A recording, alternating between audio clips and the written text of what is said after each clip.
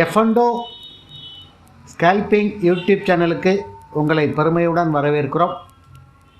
இன்றைக்கி மார்க்கெட் புதன்கிழமை 14ஆம் தேதி ஜனவரி மாதம் 2026ஆம் ஆண்டு. இன்றைக்கி எந்த எக்ஸ்பிரியும் இல்லை. வேலைக்கிழமை நாளைக்கு தான் சென்செக்ஸ் எக்ஸ்பிரி.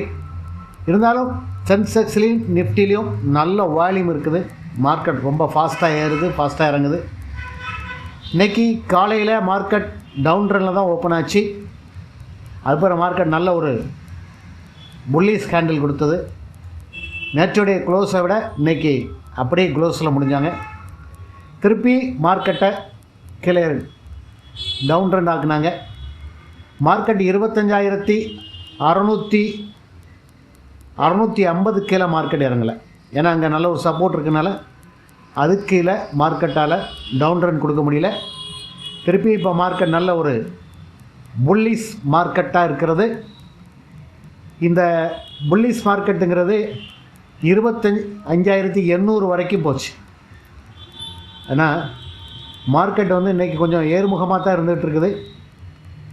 இன்றைக்கி ஒரு கிட்டத்தட்ட இது வரைக்கும் காலையிலிருந்து 25 பாயிண்ட் அப்ட்ரெண்ட் மார்க்கெட்டாக நிஃப்டி 50 இருக்குது. நம்முடைய ப்ராஃபிட் பார்க்கும்போது இன்றைக்கி 1683 காலையிலே 2 ட்ரேடு சென்செக்ஸில் எடுத்தோம். 18,000 வச்சு 1683 இன்றைக்கி நம்ம ப்ராஃபிட் பார்த்தோம். இந்த வீடியோ பிடிச்சிருந்ததுனால் லைக் பண்ணுங்கள், ஷேர் பண்ணுங்கள்.